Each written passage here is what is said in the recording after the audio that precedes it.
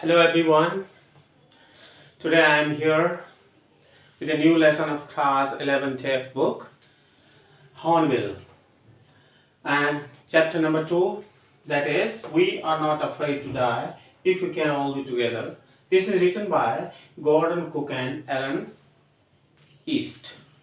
This is a very good lesson, very interesting. और अब आप आगे देखिए 11th क्लास के लिए ये नया लेसन आपके लिए आया है चैप्टर 2 जो है। तो डियर स्टूडेंट, एक एडवेंचरस लेसन है, spirit of adventure is there in the lesson. इस लेसन को जब आप पढ़ेंगे तो आपको बहुत इंटरेस्ट आएगा। एक एडवेंचर क्या होता है, एक सी फेयरिंग स्किल्स क्या होती हैं, समंदर में अगर कोई मिसहैप होता है तो उसको हम कैसे कैसे टैकल करेंगे, हार्ड वर्क, डिटर्मिनेशन, परसिवियरेंस, इन सब क्वालिटीज का क्या रोल होता है ह्यूमन बीइंग में। This is what we are getting to know in a very good way. तो देखिए, पहले आपको हिंदी में समझाया जाएगा और उसके बाद हम इंग्लिश में समझाएंगे। जो बच्चे इंग्लिश मीडियम में समझना चाहते हैं उनके लिए भी हम करेंगे, और जो हिंदी में समझना चाहते हैं उनके लिए पहले हिंदी में। तो देखिए, सबसे पहले बच्चों आपको जो लेसन समझना है उसे कैरेक्टर से वाकिफ होना जरूरी होता है। इसमें कैरेक्टर्स क्या हैं, देखिए मेन कैरेक्टर्स राइटर, स्पीकर जो है, राइटर कौन है, by Gordon Cook and Alan East. उसकी पत्नी है मैरी, पत्नी का नाम क्या है, मैरी। एक बेटा है उसका 6 साल का, just imagine 6 year old child. And एक लड़की है उसकी सुजान, जिसको सू कहेंगे, बच्चे को जोनाथन, डॉटर को सुजान कहेंगे, और उसकी वाइफ का नाम है मैरी। तो कुल कितने लोग हो गए आपके इस लेसन में, 4 कैरेक्टर्स हैं, 1 2 3 एंड 4। That's very good. मजे की बात क्या है, करीब 200 साल पहले क्या हुआ था, किसी ने, कैप्टन जेम्स कुक का नाम आपने सुना होगा, उसने सारी दुनिया की यात्रा की थी, समंदर से चारों ओर पूरा घूमा था। सैर कर दुनिया की गाफिल जिंदगानी फिर कहां, ये आइडिया था उसके मन में। और जब ये ऑथर ने उसके बारे में पढ़ा तो he was impressed and he also wanted to repeat this adventure. जब इसने पढ़ा, इतनी सुंदर कहानी यार, उस जमाने में 200 साल पहले समंदर से चारों तरफ यात्रा कर सकता है पूरे दुनिया की, तो मैं क्यों नहीं कर सकता। ये स्पिरिट इसके मन में आई और इसने अपने प्रयास शुरू कर दिए, एफर्ट्स डाल दिए इसने, और अपनी मनो इच्छा पूरी करने के लिए इसने सबसे पहले 16 साल का टाइम निकाला, किसमें, 16 इयर्स होनिंग अप स्किल्स। कैसी, सी फेयरिंग स्किल्स। समंदर को या समंदर में यात्रा करने के लिए जो स्किल्स चाहिए उसको सीखने में इसने 16 साल की ट्रेनिंग दी। और इंग्लैंड में एक जगह है प्लेमाथ, तो प्लेमाथ से यात्रा शुरू करनी थी। और कहाँ जाना था आपको बता दूं, ये दक्षिण अफ्रीका के, यहाँ से इंग्लैंड है, यहाँ से लेके ये सारा ये, और फिर ईस्ट की तरफ मुड़ेगा, ये इंडिया की तरफ, ये इंडियन ओशन की तरफ मुड़ेगा। ये तो रास्ता, इसका ट्रैक क्लियर है। तो आपको बताएं, सबसे पहले जो नाव इसने बनाई, यहाँ पे शिप बोलेंगे, उस जमाने में जो शिप बनाया गया सारी दुनिया की यात्रा करने के लिए, उसका नाम था वेव वॉकर। क्या नाम था, वेव वॉकर। अब बिना प्लानिंग के कोई जर्नी नहीं होती है, तो इसका प्लान क्या था, सबसे पहले जो प्लान था वो थी 3 साल का प्लान था पूरा। 3 साल में ये दूरी पूरी करनी थी उसको, और ये है 1,05,000 किलोमीटर। इतनी लंबी दूरी सी से इसने चलनी है। और जहाज बना, जहाज तो भैया क्या हो सकता है, आप समझ सकते हैं, बहुत अच्छे अच्छे इंजीनियर से बना गया, उसकी टेस्टिंग की गई, ट्रायल किए गए, और जब इन्होंने देखा कि यह फिट है, उसके बाद इन्होंने अपनी यात्रा शुरू कर दी। 4 लोग मात्र उस जहाज पे बैठे और चल दिए। ये बहुत ही एक्सपर्ट आदमी था Gordon Cook and Alan East. अब देखिए, इंग्लैंड के प्लेमाउथ से स्टार्ट होती है इनकी जर्नी, और यहाँ से अफ्रीका आए, अफ्रीका से होते हुए देखो ये इसको बोलते हैं Cape of Good Hope. Cape of Good Hope इसका नाम है। तो यहां जब ये यात्रा आ गई, तब यहां से यहां मुड़ना था इनको, और फिर ईस्ट की तरफ इधर को यात्रा करनी थी। दैट्स ऑल, रूट आपको पता है। तो चलिए, शुरुआत में क्या होता है, इट्स वेरी एक्साइटिंग जर्नी, बहुत एक्साइटिंग जर्नी थी वेव वॉकर पे। जब शुरू में गए, बड़ा आनंद आ रहा था, समुद्र की यात्रा करने में। लेकिन इनको पता था कि एक हिस्सा जो इंडियन ओशियन जो ये पार्ट था, ये बहुत ही खतरनाक है, very dangerous zone, any mischief can occur there. तो आप देख सकते हैं ये अफ्रीका से चलते चलते जब यहाँ पे इनका जहाज आया तो भैया कुछ सब कुछ बदलने लगा। इन्हें पता था कि आगे खतरा भी हो सकता है, बहुत टफ जर्नी है, इसलिए इन्होंने 2 क्रूज और ले लिए, 2 क्रू मेंबर और ले लिए केप टाउन से। यहां से इन्होंने 2 आदमियों को और उठा लिया, एक था अमेरिकन लैरी विजिल और दूसरा था स्विस हर्ब सिगलर। 2 क्रू मेंबर्स और उठा लिए, क्यों? ताकि इनकी मदद कर सके अपने शिप को चलाने में, और कहीं कोई दिक्कत आए तो ये पूरा मैनेज कर लेंगे। That's all. अब देखिए आप, जब यहां से इधर मुड़ने लगे, ये ईस्ट की तरफ चलने लगे, तो क्या होता, it was the second day from Cape Town. Cape Town पहुंचने के दूसरे दिन क्या होता है, they had to encounter the strong gales. बहुत तगड़ी हवाओं का सामना, तूफान का सामना इनको करना पड़ा। अलार्मिंग वेव्स वर देयर, बड़ी बड़ी खतरनाक लहरें इनको दिखाई देने लगी। कोई बात नहीं, इसको पता था, वेव्स डिडंट वरी हिम। समुद्र में चल रहा है तो ऐसे तो चल नहीं रहा है, फुल्ली स्किल्ड था, एक्सपर्ट था, सीख लिया था, ट्रेनिंग लेके चल रहा था, तो वेव से ज्यादा चिंता नहीं थी। उसने कहा कि देख लो क्या है, ये जो हवाएं चल रही थी इनको भी ज्यादा परेशान करने वाली हवाएं नहीं थी इसको। लेकिन थोड़ी दिन बाद क्या हुआ, इसकी चिंताएं बढ़ने लगी। थोड़ा जो जाइगेंटिक वेव्स थी, बहुत बड़ी बड़ी विशाल लहरें समुद्र की, उससे कुछ इसके मन में डर लगने लगा। तो जनवरी 2 का दिन है, जनवरी 2, there were gigantic waves in the sea, बड़ी बड़ी लहरें, और इतनी बड़ी लहरें थी कम से कम 15 मीटर हाई। और क्या था, इसलिए इसने सोचा कि अपनी सुरक्षा की तैयारी कर, अपनी सेफ्टी की तैयारी करना बहुत जरूरी है, ऐसी स्थिति में कुछ भी हो सकता है। इसलिए इसको लगा कि अब खतरा जरूरी है, होगा ही होगा, कहीं ना कहीं there were the indication of disaster, आने वाली दुर्घटना के कुछ अब संकेत मिलने लगे। 6 बजे शाम क्या हुआ, ओमिनस साइलेंस, एक जिसे बोलते हैं ना अपशकुन देने वाली चुप्पी, एकदम शांति समुद्र में। जब कितनी लहरों की आवाज आ रही थी, पता नहीं क्यों ऐसा शांत दिखाई दिया, ऐसा लग रहा था कुछ गलत होने वाला है। Then all of a sudden there was growing roar, अचानक से फिर आवाज उठने लगती है, roaring of sea. Then enormous clouds were seen just at the attics, और बिल्कुल टॉप पे, the top of his shape there were enormous clouds, बहुत बड़े बड़े बादल दिखाई देने लगे। And there were waves with breaking crest, और बड़ी बड़ी लहरें, ऐसा लग रहा था कि ये पूरी टूट के इस जहाज के ऊपर गिर पड़ेंगी, ऐसा कुछ नजारा इसको लगने लगा। अब आगे क्या होगा, कैसे कैसे होगा, डील करना है। अब जब विपत्ति आएंगी तो उसका ये करना पड़ेगा। अब आगे देखते हैं हम क्या क्या हुआ फिर। And now what you see, that is very important. Then What happened thereafter? Tremendous explosion.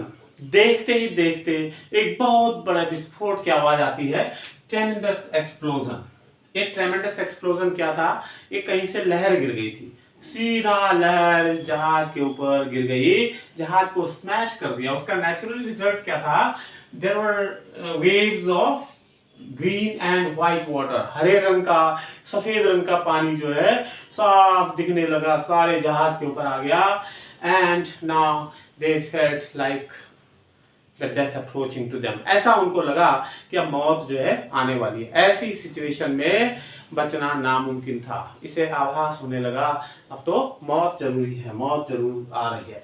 Losing consciousness, देखो जो लहर उसके ऊपर गिरी, बहुत बड़ा झटका जहाज पे लगा, तो थोड़ा इसके सिर पे चोट आ गई, दांत इसके टूट गए, 1-2 पसली टूट गई। देखो इम्पैक्ट क्या था, क्वेश्चन भी आता है, what was the impact of wave collision. तो आप लिख सकते हैं, ribs were broken, his teeth were also broken, there was blood in his mouth and he began to lose consciousness, और वो बेहोश होने लगा।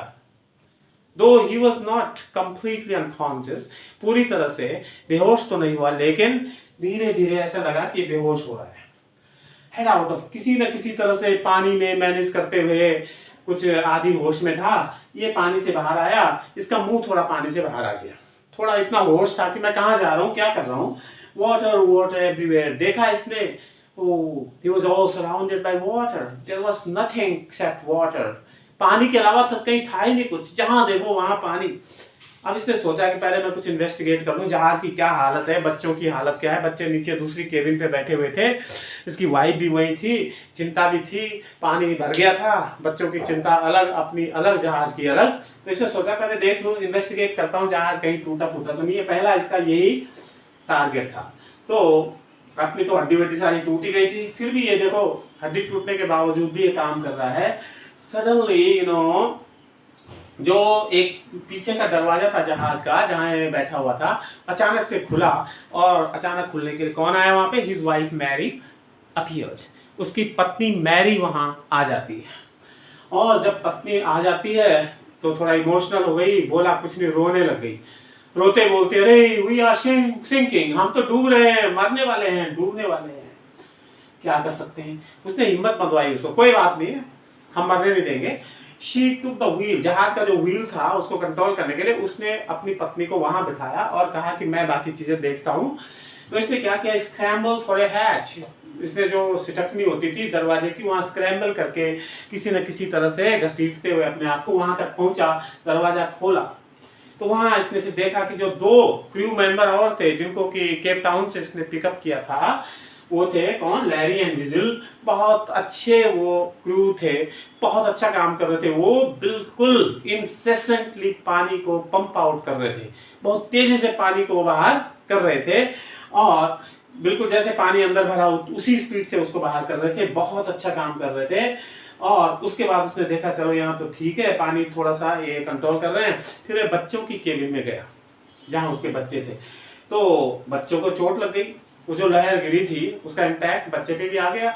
जो लड़की थी सू, उसके आंख पे बम्प आ गया था, स्वेलिंग आ गई थी, लेकिन कोई बात नहीं, इतना टाइम नहीं था उसको कि बच्चे की ज्यादा वो करता, उससे पूछताछ करता, क्योंकि पहले तो सबकी जान बचाना था उसको। एक अच्छे कैप्टन की क्वालिटी इसके अंदर है, देखिए।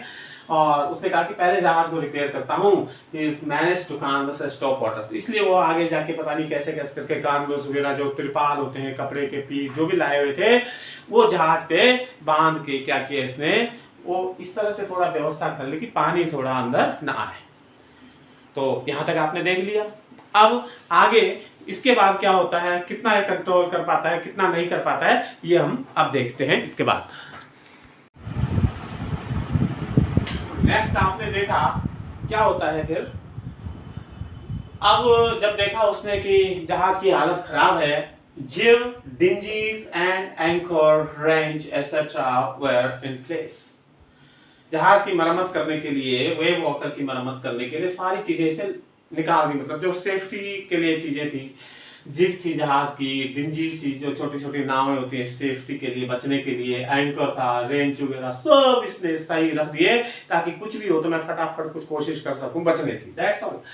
Electric pump under the charge, देखो सबसे बड़ी बात है, जो पंप थे वो सब जाम हो गए, उन पे रेत भर गया, पानी भर गया, वो काम नहीं कर रहे थे। ये बहुत ही होपलेस सिचुएशन होती है ऐसे टाइम में। लेकिन इसको ध्यान आया कहीं चार्ट रूम के फ्लोर के नीचे एक इलेक्ट्रिक पंप था, इसने सोचा जरूर देख लूं, वो भी आजमा लेता हूं क्या है।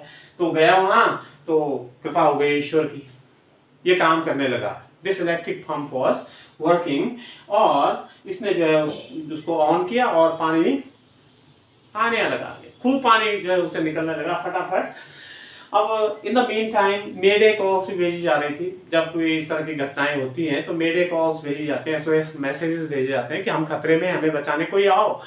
उन्होंने मेडे कॉल्स जितनी भी भेजी, कोई रिप्लाई नहीं था, और इसके लिए कोई सरप्राइज भी नहीं था, क्योंकि उसने खुद ही कहा, at such a remote part of the world there is no surprise that people didn't come to rescue them. लोग उनको बचाने के लिए नहीं आए, कोई ताज्जुब की बात नहीं है, पहुंच ही नहीं पा रही थी वहां कॉल्स। तो जो भी है आगे बढ़ते गए। इस बीच में इसने फिर अपनी लड़की को देखा, उसकी सूजन ज्यादा आ गई थी। इसने, बेटा तुमने मुझे क्यों नहीं बताया कि इतनी ज्यादा चोट तुम्हें लगी है? लड़की का जवाब सुनकर आप दंग रह जाएंगे। लड़की ने कहा, papa I didn't want to worry you when you were trying to save us all. मैं नहीं चाहती थी कि तुम्हें परेशान करूं, तुम्हें चिंता हो ऐसे टाइम पे जब तुम सबको बचाने के लिए तैयार थे, तुम सबको बचाने जा रहे थे और मैं तुम्हें एक और टेंशन देती कि मेरे सिर पे ये हो गया, परेशानी पैदा हुई, कोई जरूरत नहीं थी, इसलिए मैंने नहीं कहा। चलिए अब चलते हैं जनवरी 3 की सुबह। क्या हुआ, उसने देखा कि वाटर लेवल कुछ कंट्रोल में था, water level was under control. और फिर जहाज को जब चेक किया तो उसमें देयर वर ट्रेमेंडस लीक्स, इतने बड़े बड़े लीक बन गए थे, उस पे पानी अंदर आ रहा था सब, ये भी और मुश्किल। इसने फिर चेक किया जहाज को तो देखा फ्रेंड्स, जो जहाज का पूरा रिग केस था, फ्रेम था, पूरी तरह से टूट के नष्ट हो गया था। ऐसी स्थिति में इसको लगा कि अब जहाज ज्यादा नहीं चलने वाला है, इतनी लंबी यात्रा भी करनी है, कैसे कैसे हम जाएंगे, बहुत मुश्किल थी, मौत बिल्कुल हर समय सामने दिख रही थी। 15 आवर्स ऑफ कंटिन्यूअस वर्किंग, क्या हुआ, वेव वॉकर वीक पड़ गया। 15 घंटे तक लगातार चलते चलते इसको जोड़ते हुए टूट रहा था, फूट रहा था, फिर भी जो है अब पता लगा कि जहाज बहुत कमजोर पड़ गया है, कहीं भी कुछ भी हो सकता है, it will be ripped apart anyway. जनवरी 4 अगले दिन 36 आवर्स ऑफ पंपिंग, 36 घंटे तक कंटिन्यूअसली पंप करते रहे पानी को, पानी का लेवल नीचे हो गया। अब जाके थोड़ा इन्होंने रेस्पाइट ली, चैन की सांस ली।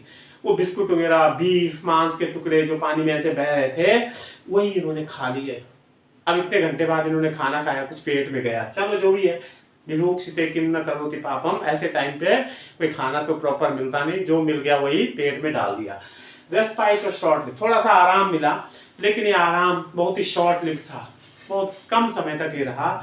उसके बाद क्या हुआ, फिर ऊपर से दिखाई दिया कि खतरनाक बादल दिख रहे हैं, लहर उठने लगी है, अरे बाप रे बाप, अब तो हिम्मत हार गए थे, फिजिकली मेंटली सब कुछ। अब ये सब energy was at low, energy पूरी खत्म हो गई थी। अब कैसे बचेंगे हम लोग, क्या करेंगे।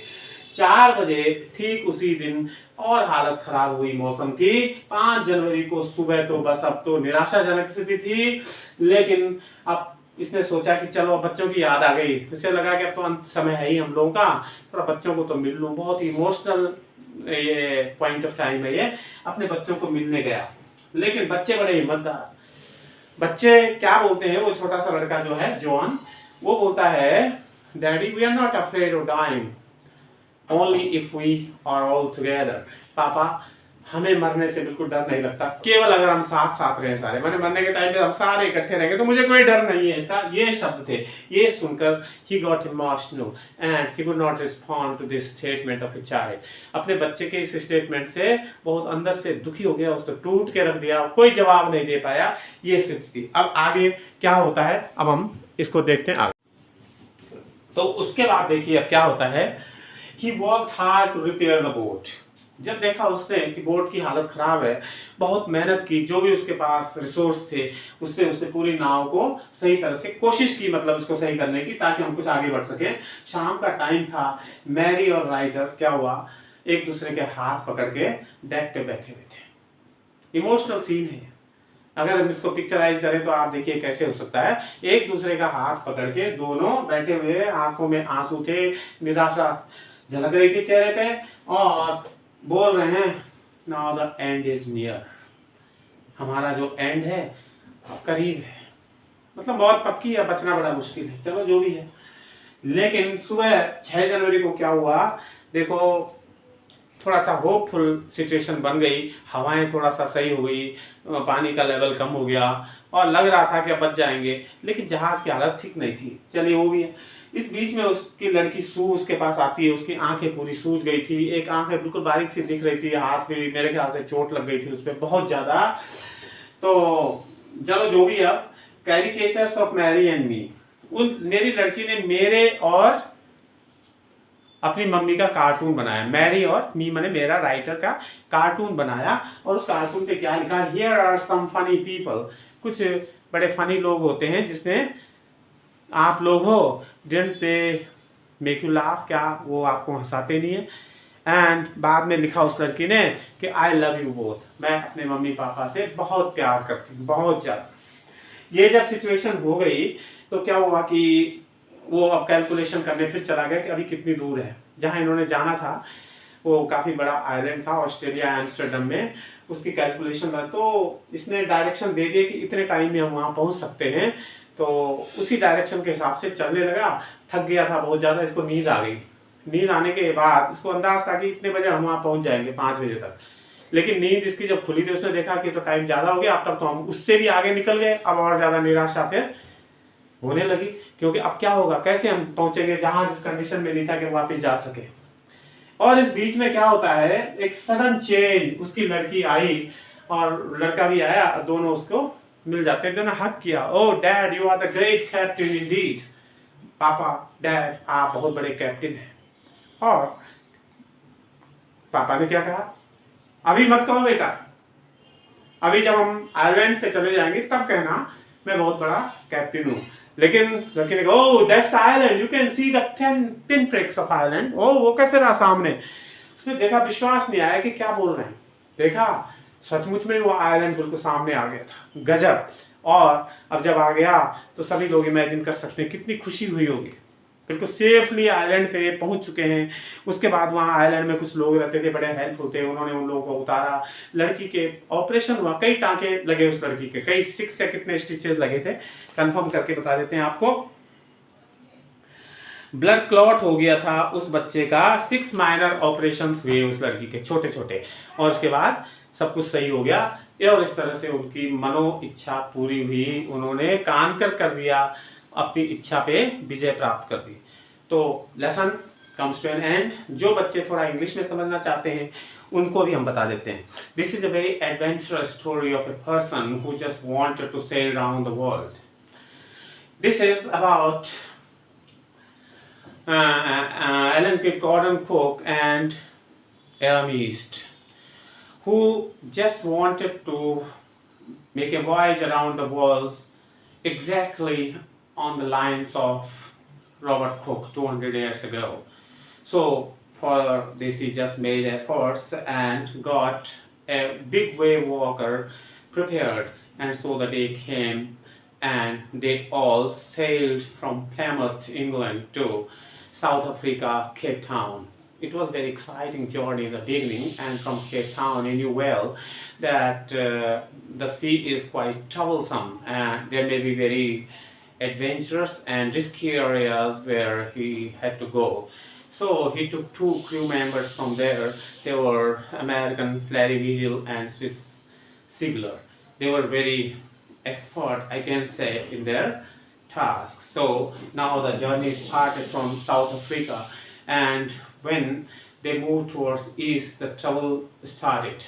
It was in the form of winds and gigantic waves. Winds didn't worry him, but the waves was the cause of worry.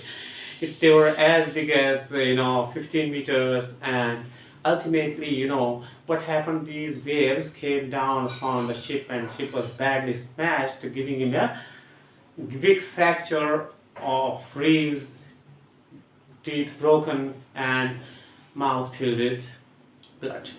Ultimately, he felt unconscious, though not completely unconscious, and began to go somewhere in order to check, to investigate the condition of the ship.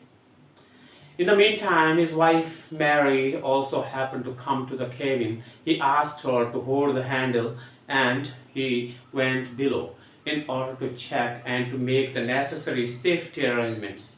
So he did there. Ultimately, he went to the cabin also, where he found Larry and Ziegler were working hard while pumping the water out. Of course, when he came up somewhat, the water level was under control. The next day also was very, very awesome, because the winds were not easing and the condition of the whale was worsening. In this situation, he prepared well and did everything for the safety of the whole crew family. Ultimately, when the days came near, he could control the level of water and also made some necessary arrangements that could lead to the safe voyage. He did it, and ultimately one day what happened, when his wife came up on the deck, putting her hand on his hand, just expressing a concern over their life, saying that their end was near. He was really in emotions but didn't display it. He went downstairs to see the condition of his children. His children, the small child, John told his father that he was not afraid of dying if they are all together. You can see the courage of the boy here. He could not reply to this statement of the boy. He came up again, did his work, and ultimately calculated that within this time limit they can reach their destination. And so, because he was dead tired, he felt sleepy, dozed off for some time. But when he woke up, he found that he was again beyond the area that is their destination, and was again hopeless to see that it was very difficult now to go back because the way walker was not in that situation. But in the meantime, his daughter Sue came there, just hugging her father and declaring him the best captain.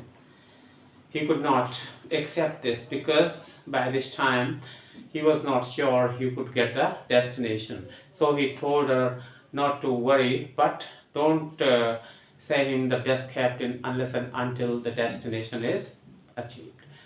So after some time, she gave the caricatures and pointed towards some tricky islands. It was the happiest moment of their life when they really discovered the island was there.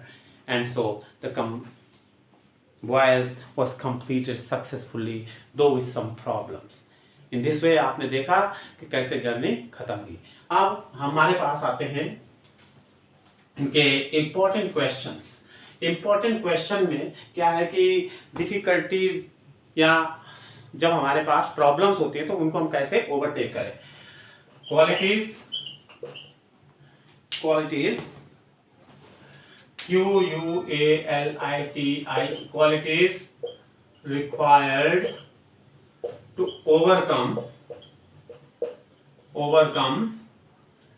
hopeless situations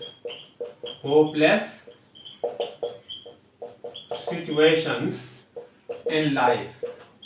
इस lesson में हमने एक चीज सीखी है, master question है। अगर आप इसको कर लेते हैं तो आपको पूरा सब कुछ आ जाएगा। इसमें हमने बताया qualities required to overcome hopeless situations in life. हमारे जीवन में बहुत सारी होपलेस सिचुएशंस आती हैं, उनको ओवरकम करने के लिए हमें क्या करना चाहिए, किस तरह की क्वालिटीज चाहिए। जो क्वालिटीज आपने इसके अंदर देखी कैप्टन के अंदर, वो आपके अंदर भी होनी चाहिए, हम सफल होंगे। That's all. ओके।